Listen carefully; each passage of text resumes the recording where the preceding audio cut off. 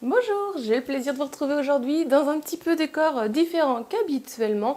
Je me suis posée tranquillement assise sur mon canapé car j'ai décidé de faire un nouveau thème de vidéo qui va être un peu les tutos, les astuces, des petits conseils sur quelques petits trucs de pâtisserie, des fois qu'on fait des erreurs, qu'on ne réussit pas. Et donc moi la première, j'en ai fait malheureusement des fois les expériences de quelques questionnements de pourquoi il y a ça qui fonctionnait pas, des choses comme ça.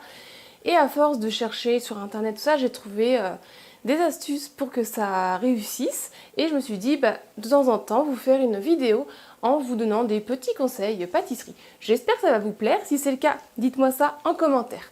On va commencer. Alors premièrement, aujourd'hui, je vais parler de la pâte à tarte. Donc souvent, moi déjà, j'ai encore des fois le problème, c'est pourquoi ma pâte à tarte se rétracte au moment de la cuisson. Alors on va commencer, donc j'ai pris un petit peu note sur mon téléphone et donc le pourquoi que la pâte se rétracte quand on l'a bien étalée et souvent même quand on l'étale au rouleau, elle se rétracte un petit peu et après on la fonce au fond de notre moule à tarte et au moment de la cuisson, là elle a rétréci et donc souvent c'est parce qu'on l'a trop pétrie la pâte. Et aussi ça peut être parce qu'on n'a pas laissé assez reposer la pâte au frais. Et je sais que moi c'est un de mes plus gros défauts, c'est quand je la mets au frais, je suis pas très patiente et souvent je la retire trop tôt.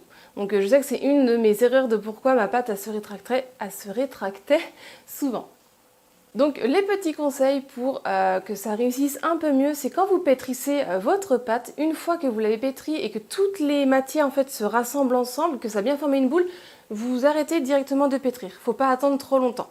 Donc voilà. Et donc pour moi le plus gros problème c'était que je la mettais pas assez longtemps au frais et donc on conseille de la mettre au moins 3 heures au frais et souvent moi j'attendais bien moins que ça. Et en fait de la mettre au frais ça va lui permettre de devenir un peu plus dure et elle va aussi perdre en élasticité, j'arrive pas à le dire, vous avez compris. Il y a aussi une autre raison, c'est que vous n'avez pas utilisé une très bonne recette. On peut inclure trop d'œufs dans la pâte et qui fait que ça va la faire rétracter au moment où on va la faire cuire. Et aussi, on n'utilise pas le bon type de farine. Et donc maintenant, d'après ce que j'ai pu lire, c'est de la T55 qu'il faut utiliser pour les pâtes à tarte. Autre conseil aussi que je peux vous donner, c'est de mettre, quand vous avez foncé votre pâte dans votre moule à tarte, vous l'avez bien coupée, c'est de la placer au frais environ 20 minutes pour qu'elle se fige un peu. Et là après vous pouvez l'enfourner dans votre four qui est préchauffé à l'avance. Et ça aussi ça l'aide à ce qu'elle se fige bien et qu'elle ne se rétracte pas. Et donc voilà, on arrive à la fin de la vidéo, des petites astuces, conseils que je peux vous donner pour une pâte à tarte qui se rétracte. Et moi ça m'a bien aidé ces petits conseils là parce que c'est vrai que j'avais beaucoup ce souci là et en fait j'ai compris que c'était le temps de repos au frais que je ne laissais pas assez longtemps.